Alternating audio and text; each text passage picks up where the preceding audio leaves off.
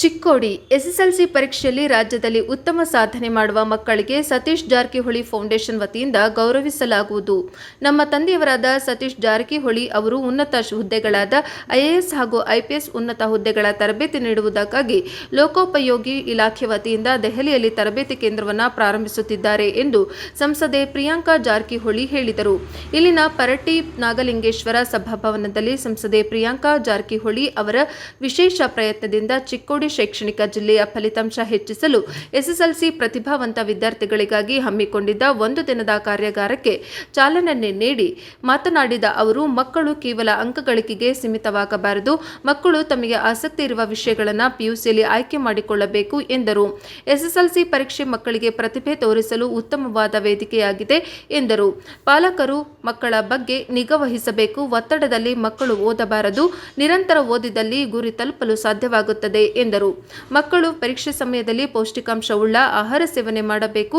ನಮ್ಮ ಚಿಕ್ಕೋಡಿ ಶೈಕ್ಷಣಿಕ ಜಿಲ್ಲೆ ಮಕ್ಕಳು ಉತ್ತಮ ಸಾಧನೆ ಮಾಡಿ ಎಲ್ಲರಿಗೂ ಕೀರ್ತಿ ತರುವಂತಹ ಮಕ್ಕಳಾಗಬೇಕು ಎಂದರು. ಡಿಡಿಪೈ ಸೀತಾರಾಮ್ ಆರ್ಎಸ್ ಮಾತನಾಡಿ, ಪ್ರಿಯಾಂಕಾ ಜಾರಕಿಹೊಳಿ ಅವರು ಅತ್ಯಂತ ಕಿರಿಯ ಸಂಸದೆಯಾಗಿದ್ದಾರೆ. ನಮ್ಮ ಜಿಲ್ಲೆಯ ಮಕ್ಕಳು ಎಸ್ಎಸ್ಎಲ್ಸಿ ಪರೀಕ್ಷೆಯಲ್ಲಿ ರಾಜ್ಯ ಮಟ್ಟದಲ್ಲಿ ರ್ಯಾಂಕ್ ಪಡೆದು ಸಾಧನೆ ಮಾಡಲಿ ಎಂಬ ಉದ್ದೇಶದಿಂದ ಕಾರ್ಯಕ್ರಮ ಹಮ್ಮಿಕೊಳ್ಳಲಾಗಿದೆ ಎಂದರು. ಮಕ್ಕಳು ಮಾನಸಿಕ ಒತ್ತಡದಿಂದ ಹೊರಗೆ ಬಂದು ಪರೀಕ್ಷೆಯನ್ನು ಬರೆಯಬೇಕು ಎಂದರು. ದೇಶದಲ್ಲಿ ಸಾಧನೆ ಮಾಡಿದವರು ಶಿಸ್ತಿನ ಸಿಪಾಯಿಗಳೇ ಸಾಧನೆ ಮಾಡಿದ್ದಾರೆ ಎಂದರು. ಎಲ್ಲ ಪ್ರತಿಭಾವಂತ ಮಕ್ಕಳು ಒಂದೆಡೆ ಸೇರಿರುವುದು ಇದೇ ಮೊದಲು. ನಿರಂತರ ಪ್ರಯತ್ನ ಹಾಗೂ ಉತ್ತಮ ನಡತೆಯನ್ನು ಬೆಳೆಸುವಂತೆ ಕರೆ ನೀಡಿದರು. ಚಿಕ್ಕೋಡಿ ಶೈಕ್ಷಣಿಕ ಜಿಲ್ಲೆಯ ಎಸ್ಎಸ್ಎಲ್ಸಿ ಪರೀಕ್ಷೆ ಸುಧಾರಣೆಗೆ ನಮ್ಮ ಇಲಾಖೆ ಸಾಕಷ್ಟು ಕಾರ್ಯಕ್ರಮಗಳನ್ನು ಹಮ್ಮಿಕೊಂಡಿದೆ ಎಂದರು. ರಾಜ್ಯ ಮಟ್ಟದ ಸಂಪನ್ಮೂಲ ವ್ಯಕ್ತಿ ಪ್ರಕಾಶ್ ಮಾಸ್ತಿ ಹೊಳಿ ಮಾತನಾಡಿ, ಪರೀಕ್ಷೆಯನ್ನು ಹಬ್ಬದಂತೆ ಆಚರಿಸುವಂತೆ ಸಲಹೆ ನೀಡಿದರು. ಮಕ್ಕಳು ನಕಾರಾತ್ಮಕತೆ ಬೆಳೆಸಿಕೊಳ್ಳಬಾರದು ಎಂದರು. ಪರೀಕ್ಷೆ ಸಮಯದಲ್ಲಿ ಮಕ್ಕಳು ಆರೋಗ್ಯ ಕಡೆ ನಿಗಾ ವಹಿಸಬೇಕು.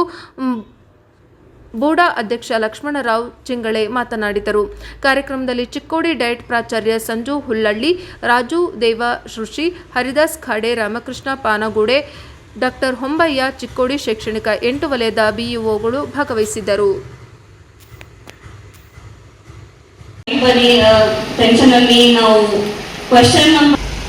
ತಮ್ಮ ಮುಂದಿನ ನಿರ್ಮಾಣಗಳಲ್ಲಿ ಹೆಚ್ಚಿನ ರೀತಿಯಲ್ಲಿ ನಾವು ಕೂಡ ಸಪೋರ್ಟ್ ಮಾಡ್ತಾ ಇದ್ದೀವಿ.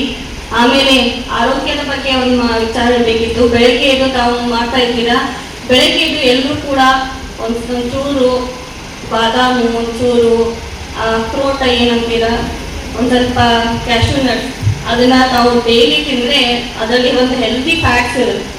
ತಮ್ಮೂ ಕೂಡ ಬೆಳಗಿನ ಎಲ್ರಿಗೂ ಹಶ್ವಾಗಿರುತ್ತೆ.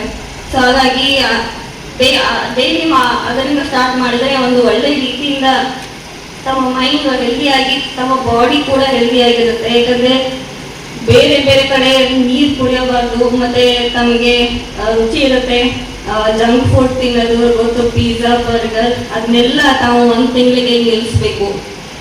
ತಮ್ಮ ಆರೋಗ್ಯದ ಕಡೆ ಗಮನ ಕೊಡಿ. ಬಿಕಾಸ್ ನೀವು ಕೆಂಪು ಅಂತ ಹೋದ್ರೆ, ಬಟ್ ನಮ್ದೇನು ವಿಷನ್ ಏನಂದರೆ ಬರೀ ಮಾರ್ಕ್ಸಿಗೆ ತಾವು ಈಗ ಮಾತ್ರ ಮಾರ್ಕ್ಸ್ ಫೋಕಸ್ ಮಾಡಬೇಕು. ಬಟ್ ಈಗ ಆದ್ಮೇಲೆ ತಮ್ಮ ಎಕ್ಸಾಮ್ ಆದ್ಮೇಲೆ ತಮ್ಮ ಪರ್ಪಸ್ ಏನಿರುತ್ತೆ ಅದು ಚೇಂಜ್ ಆಗುತ್ತೆ. ಇದು ಒಂದು ಭಾಗ, ನಿಮಗೆ ಇದು ಭಾಗ ಮುಗೀತು, ನೀವು ಎಕ್ಸಾಮ್ ಬರೀತೀರಾ, ರಿಸಲ್ಟ್ ಬರುತ್ತೆ, ಮುಂದೆ ಏನು ಆಯ್ಕೆ ಮಾಡ್ಕೊಂಡಿದ್ದೀರಾ ತಾವೆಲ್ಲರೂ ಅದನ್ನ ತಾವೆಲ್ಲರೂ ಡಿಸೈಡ್ ಮಾಡಬೇಕು. ತಾವೊಬ್ಬರೇ ಡಿಸೈಡ್ ಮಾಡ್ಬೋದು. ತಮ್ಮ ಪೇರೆಂಟ್ಸ್ ನಿಮಗೆ ಸಪೋರ್ಟ್ ಮಾಡ್ತಾರೆ, ತಮ್ಮ ಫ್ರೆಂಡ್ಸ್ ಕೂಡ ಸ್ವಲ್ಪ ಇನ್ಫ್ಲೂಯೆನ್ಸ್ ಮಾಡ್ತಾರೆ. ನಾನು ಆ ಎಕ್ಸಾಮ್ ಎಂಟ್ರೆನ್ಸ್ ಎಕ್ಸಾಮ್ ಬರೀತಾ ಇದ್ದೀನಿ, ಆ ಎಕ್ಸಾಮ್ಗೆ UPSCಗೆ ಪ್ರಿಪೇರ್ ಮಾಡ್ತಾ ಇದ್ದೀನಿ, ತಾವು ಅದನ್ನು ಇನ್ಫ್ಲೂಯೆನ್ಸ್ ಆಗಿರ್ತಾರೆ ಕೆಲವೊಬ್ರು, ಗೊತ್ತಿದೆ. ಬಟ್ ಆ ಥರ ಮಾಡೋಕ್ಕೆ ಹೋಗ್ಬೇಡಿ. ತಮ್ಮ ಫೋಕಸ್ ಏನಿದೆ, ತಮ್ಮ ಗುರಿ ಏನಿದೆ, ನಿಮ್ಮ ಪರ್ಪಸ್ ಜೀವನದಲ್ಲಿ ತಾವು ಏನು ಮಾಡಬೇಕು ಅಂತ ಅದನ್ನ ತಲೆಯಲ್ಲಿ ತಾವು ಇಟ್ಕೋಬೇಕು. ಬಟ್ ಸದ್ಯಕ್ಕೆ ಈಗಾಗಲೇ ಶಿಕ್ಷಕರು ತಮಗೆ ಹೇಳಿದ್ದಾರೆ 600 ಇದ್ದೀರಾ. ಮುಂದಿನ ತಮ್ಮ ಅವಕಾಶಗಳು ಸಾಕಷ್ಟು ಬರ್ತವೆ. ಈ ಎಕ್ಸಾಮ್ ಕೂಡ ನಿಮ್ಮ ಸಾಮರ್ಥ್ಯವನ್ನು ತೋರಿಸಲಿಕ್ಕೆ ಒಂದು ಅವಕಾಶ. ಮುಂದೆ ಕೂಡ ಬರ್ತವೆ, ಸವಾಲುಗಳು ಬರ್ತವೆ. ಅದನ್ನು ನೀವು ಹೇಗೆ ಎದುರಿಸ್ತೀರಾ ಅದು ನಿಮಗೆ ಬಿಟ್ಟಿದ್ದು. ಬಿಕಾಸ್ ಲೈಫ್ ಎಲ್ರಿಗೂ ಸಮಾನವಾಗಿ ಅವಕಾಶ ಕೊಡುತ್ತೆ. ಮ್ಯಾನ್ಯುಯಲ್ ಎಲ್ರಿಗೂ ಬರಲ್ಲ. ಆದರೆ ಮ್ಯಾನ್ಯುಯಲ್ ಅಂತಂದಿದ್ರೆ ನಿಮ್ಮ ಗುರುಗಳು, ನಿಮ್ಮ ಪೇರೆಂಟ್ಸ್, ನಿಮ್ಮ ಪೋಷಕರು, ಅವರಿಗೆ ನಿಮ್ಮ ಸರಿಯಾದ ದಾರಿ ತೋರಿಸ್ತಾರೆ. ಯಾಕಂದ್ರೆ ಸರ್ ಪ್ರಕಾಶ್ ಅವ್ರು ಹೇಳಿದ್ರು, ಮೊಬೈಲ್ ತೋರಿಸ್ಕೊಂಡು ಹೇಳಿದ್ರು ನೆಗೆಟಿವಿಟಿ, ಈಗಿನ ಕಾಲದ ನೆಗೆಟಿವಿಟಿ. ಮೊನ್ನೆ ಗಾಜಿಯಾಬಾದಲ್ಲಿ ಮೊನ್ನೆ ಒಂದು ಇವೆಂಟ್ ಅಲ್ಲಿ ಕೂಡ ಹೇಳಿದ್ದು, ಇವತ್ತು ಕೂಡ ಹೇಳ್ತಾ ಇದ್ದೀನಿ, 3 ಹೆಣ್ಮಕ್ಳು ಸೂಸೈಡ್ ಮಾಡ್ಕೊಂಡ್ರು ಒಂದು ಗಾಜಿಯಾಬಾದಲ್ಲಿ, ಒಂದು ಯಾವುದೋ ಕೊರಿಯನ್ ಗೇಮ್ ಸಂಬಂಧ. ಒಂದು ಗೇಮ್ ಸಂಬಂಧ ಅವರು ತಮ್ಮ ಜೀವನ ತೆಗೆದುಕೊಳ್ತಾರೆ. ಬಹಳ ನಮಗೂ ನ್ಯೂಸ್ ಓದಿ ಬಹಳ ಬೇಜಾರ ಅನಿಸ್ತು. 3 ಹೆಣ್ಮಕ್ಳು, ಮುಂದೊಂದು ದಿನ ಅವರು ಕೂಡ ಒಂದು ಲಾಯರ್, ಟೀಚರ್, IAS, IPS ಆಗ್ತಿದ್ರು. This is the wrong message you are giving to the society. First ಗುರುಗಳು ಯಾರು? ಪೋಷಕರು, ಅವರು ಕೂಡ ಬಂದಿದ್ದಾರೆ. ಸೆಕೆಂಡ್ ಬರುವಂತವರು ಶಾಲಾ ಶಿಕ್ಷಕರು.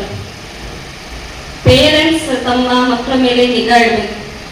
ಎಷ್ಟು ಸ್ಕ್ರೀನ್ ಟೈಮ್ ಅನ್ನ ಕೊಡ್ತಾ ಇದ್ದೀರಾ? ಪೋಷಕರು ಕೂಡ ಅವರು ಕೂಡ ಹೇಳ್ತಾರೆ, ವರ್ಕ್ಶಾಪ್ ಅನ್ನ ಮಾಡ್ತಿರ್ತಾರೆ ಅವ್ರು ತಮ್ಮ ಶಾಲೆಯಲ್ಲಿ.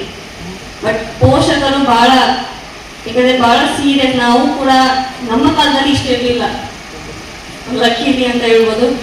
ಮುಂದೆ ತಮ್ಮ ಜೀವನವನ್ನ ಬಹಳ ಉದ್ದ ಇದೆ, ಸಾಕಷ್ಟು ಸಾಧನೆಗಳು ಮಾಡುವಂತ ಇದಿದೆ.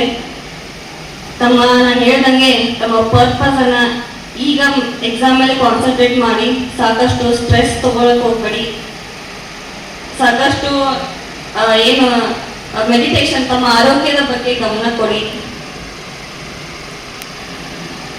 ಬೆಳಗ್ಗೆ ಯಶಸ್ವಿ ಆದರೂ ಅವರನ್ನ ಹೆಲಿಕಾಪ್ಟರ್ನಲ್ಲಿ ತಿರ್ಸಾಡೋದನ್ನ, ಹೆಲಿಕಾಪ್ಟರ್ನಲ್ಲಿ ಪ್ರವಾಸ ಮಾಡೋದನ್ನ ಹಂಚಿಕೊಂಡು ಅವರಿಗೆ ಯಶಸ್ವಿ ಮಾಡಿದ್ದಾರೆ. ಹೊಸ ಹೊಸ ಆಲೋಚನೆಗಳು. ಸಂಸದರಾಗಿ ಕಳಿಸಿದ ನಂತರ ನಾವು ಇನ್ನೂವರೆಗೆ ಕೂಡ ನಾವು ಕೂಡ ಸಂಸದವನ್ನು ನೋಡಿಲ್ಲ. ಸಾಕಷ್ಟು ಸಲ ಡೆಲ್ಲಿಗೆ ಅವ್ರ ಜೊತೆ ಹೋಗಿದ್ದೀವಿ, ಆದರೆ ಸಂಸದ ನೋಡ್ತಕ್ಕಂಥ ಅವಕಾಶ ಸಿಕ್ಕಿಲ್ಲ. ಇಲ್ಲಿನ ಮಕ್ಕಳಿಗೆ, ಪ್ರತಿಭಾವಂತ ಮಕ್ಕಳನ್ನ ಕರೆದುಕೊಂಡು ತನ್ನ ಜೊತೆಯಲ್ಲಿ ಕರೆದುಕೊಂಡು ಹೋಗಿ ಇಡೀ ಸಂಸದವನ್ನ ಪರಿಚಯ ಮಾಡಿಕೊಟ್ಟು ದಿಲ್ಲಿಯನ್ನು ಪರಿಚಯ ಮಾಡಿಕೊಟ್ಟಂತ ಇತಿಹಾಸ ಪ್ರಿಯಾಂಕಾ ಜಾರಕಿಹೊಳಿದಿದೆ. ಅಂದ್ರೆ ಒಂದೊಂದು ಆಲೋಚನೆ. ಪ್ರಮಾಣ ವಚನ ಸ್ವೀಕರಿಸುವಾಗ ನೀವು ನೋಡಿದಿರಿ, ಡಾಕ್ಟರ್ ಅಂಬೇಡ್ಕರ್ ಅವರು ಯಾವ ತಾಲೂಕಿನಲ್ಲಿ ಬಂದು, ಚಿಕ್ಕೋಡಿಯಲ್ಲಿ ಬಂದು ತನ್ನ ವೃತ್ತಿಯನ್ನು ಯಶಸ್ವಿಯಾಗಿ ನಡೆಸಿದ್ರು, ಆ ಸಂದೇಶವನ್ನ ನೆನಪಿಸಿಕೊಂಡು ತಮ್ಮ ಪ್ರಮಾಣ ವಚನವನ್ನ ಲೋಕಸಭೆಯಲ್ಲಿ ಮಾಡಿದರು. ಅಂದ್ರೆ ಎಂತ ದೊಡ್ಡ ಆಲೋಚನೆ. ವಯಸ್ಸು ಚಿಕ್ಕದಿದ್ರು ಕೂಡ ಬಹಳ ದೊಡ್ಡ ಆಲೋಚನೆ, ದೂರದೃಷ್ಟಿ ಇರ್ತಕ್ಕಂಥ ಒಂದು ಪ್ರೋಟೋಕಾಲ್ ವೆಹಿಕಲ್ ಬಂತು, ಪೊಲೀಸ್ ಪ್ರೊಟೆಕ್ಷನ್. ತಾವೆಲ್ಲರೂ ಕೂಡ ಪ್ರತಿಭಾನ್ವಿತ ಆಸ್ತಿಗಳಿದ್ದೀರಿ. ಈಗಾಗಲೇ ನಮ್ಮ ಪ್ರಕಾಶ್ ಅವರು ಹೇಳಿದಾಗೆ ಮುಂದಿನ 10 ವರ್ಷಗಳಲ್ಲಿ ಚಿಕ್ಕೋಡಿಯ ಎಲ್ಲ ಬೇರೆ ಬೇರೆ ಕ್ಷೇತ್ರಗಳಲ್ಲಿರ್ತಕ್ಕಂಥ ಆಸ್ತಿ ಅಂದ್ರೆ ನಿಮಗೆ ಒಳ್ಳೆ ಚೈತನ್ಯವನ್ನ ಕೊಟ್ರೆ, ಒಳ್ಳೆ ಮಾರ್ಗದರ್ಶನವನ್ನು ಕೊಟ್ರೆ ಈ ಚಿಕ್ಕೋಡಿ ಶೈಕ್ಷಣಿಕ ಜಿಲ್ಲೆ ಮುಂದೊಂದು ದಿನ ಕರ್ನಾಟಕದಲ್ಲಿ, ಭಾರತದಲ್ಲಿ ಅತ್ಯುತ್ತಮವಾದಂತಹ ಮಾನವ ಸಂಪನ್ಮೂಲಗಳನ್ನು ಕೊಟ್ಟಂಗಾಗ್ತದೆ. ಇದು ಮಾನ್ಯರ ಆಶಯ ಆಗಿದೆ.